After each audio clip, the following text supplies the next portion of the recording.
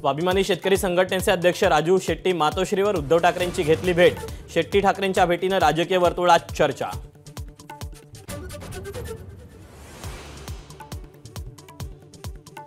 Hit and run कायद्यातील कठोर तरतुदींविषयी supreme कोर्टात याचिका। तिन्ही फौजदारी कायद्यातील बदलांना याचिकेद्वारे आव्हान।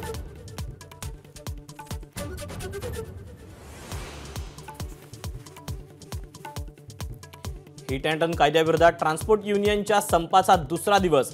पेट्रोल मिळणार नाही या भीतीने राज्यात अनेक पेट्रोल पंपांवर रांगा।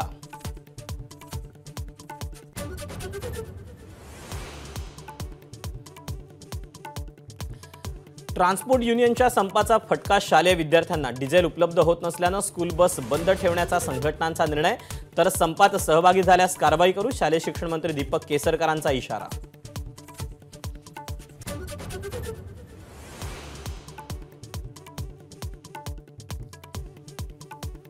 संप 2 दिवसापेक्षा जास्त लांबल्यास एसटी वाहतुकीवर परिणाम होण्याची भीती। अनेक डेपोंमध्ये 2 दिवस पुरेल एवढंच डिझेल।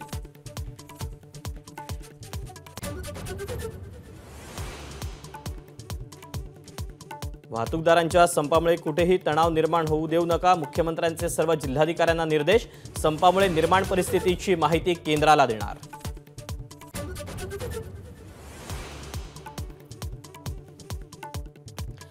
वाहतूकदार संपाचा नवी मुंबईतील एपीएमसी मार्केटवर परिणाम। परराज्यातून येणाऱ्या गाड्या कमी आल्याने भाजीपाल्याची आवक घटली।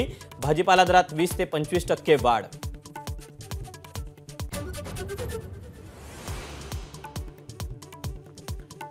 दुपारी 2 वाजता मुख्यमंत्री एकनाथ शिंदे आणि मनोज जरांगे यांची बैठक। जरांगे बैठकीला ऑनलाईन उपस्थित राहणार।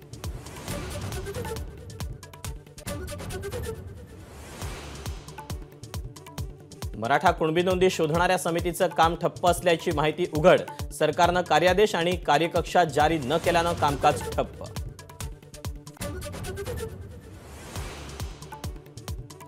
लोकसभा निवडणुकीसंदर्भात रणनीती ठरवण्यासाठी भाजपची मुख्यालयात बैठक सुरू। पदाधिकारी आणि मंत्री घेणार निवडणूक तयारीचा आढावा।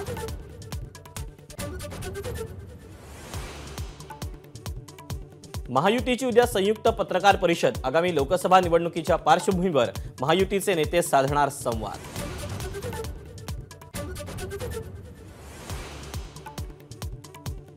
मुख्यमंत्री शिंदे वर्ल्ड इकॉनॉमिक फोरमच्या कार्यक्रमासाठी दावोस दौरा करणार।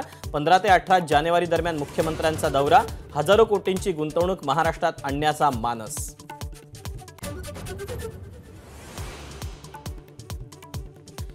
दाऊदच्या आईच्या नावे असलेल्या 4 मालमत्तांचा शुक्रवारी लिलाव। रत्नागिरी जिल्ह्यात मुंबईके इथल्या 4 शेतजमिनींचा लिलाव।